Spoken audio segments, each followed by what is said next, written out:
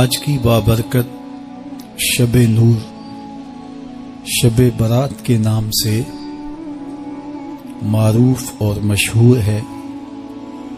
اس بابرکت شب کے دامن میں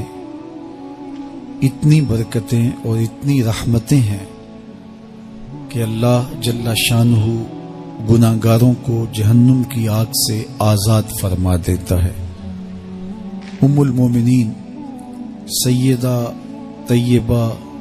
طاہرہ سیدہ عائشہ صدیقہ رضی اللہ تعالی عنہا فرماتی ہیں، ایک دن میں دیکھا کہ حضور میرے حجرہ میں نہیں ہیں، تو میں حضور کو تلاش کرنے نکلی۔ جنت البقیع میں آسمان کی طرف سر اٹھائے حضور اللہ سے التجائیں کر رہے تھے۔ مجھے دیکھا تو ارشاد فرمایا، عائشہ کیا تم نے یہ سمجھا کہ اللہ کا رسول تم سے زیادتی کرے گا؟ فرماتی ہیں میں نے عرض کی، یا رسول اللہ صلی اللہ علیہ وسلم، میں یہ سمجھا شاید آپ کسی زوجائے محترمہ کے حجرہ میں تشریف لے گئے ہیں۔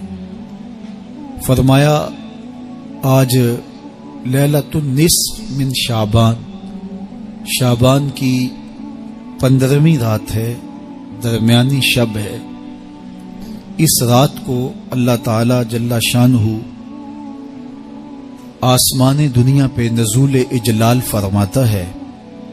اور قبیلہ بنو کلب کی بکریوں کے بالوں سے زیادہ لوگوں کو جہنم کی آگ سے آزاد کر دیتا ہے۔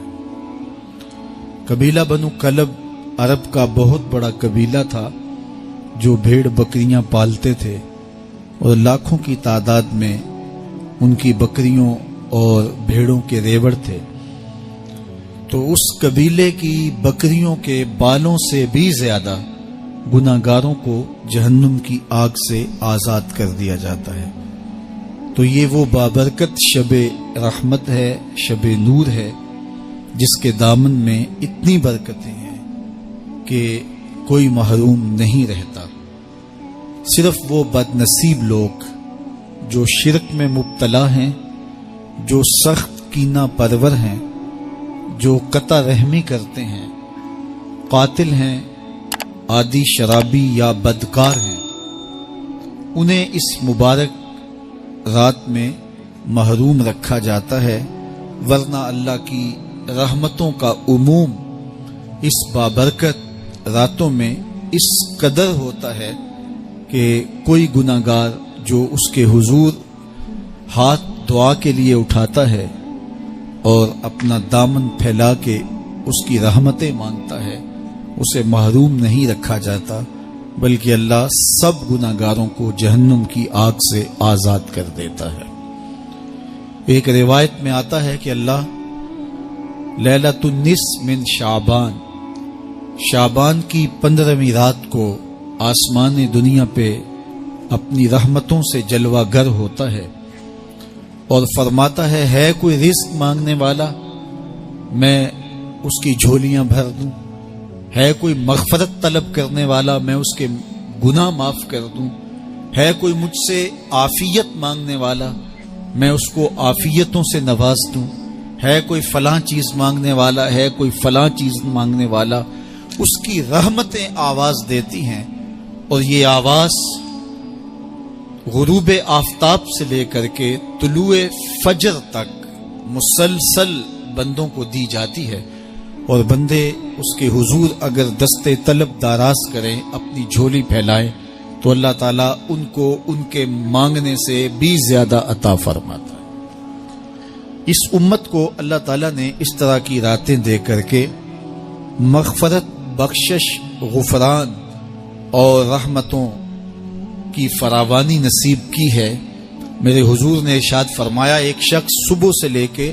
ظہر تک مزدوری کرتا ہے، اس کو ایک قیرات ملتا ہے۔ ایک ظہر سے لے کر عصر تک مزدوری کرتا ہے، اس کا وقت تھوڑا ہے لیکن اس کو بھی ایک قیرات ملتا ہے۔ اور تیسرا شخص عصر سے لے کر مغرب تک مزدوری کرتا ہے، اس کو 2 قیرات ملتے ہیں،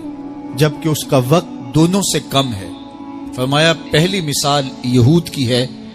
دوسری مثال نصارہ کی ہے، اور تیسری مثال میری امت کی ہے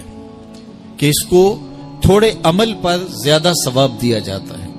تو یہود اور نصارہ نے اس پہ برا منایا تو حضور علیہ السلام نے فرمایا کہ اللہ نے ان کے اجر میں تو کمی نہیں کی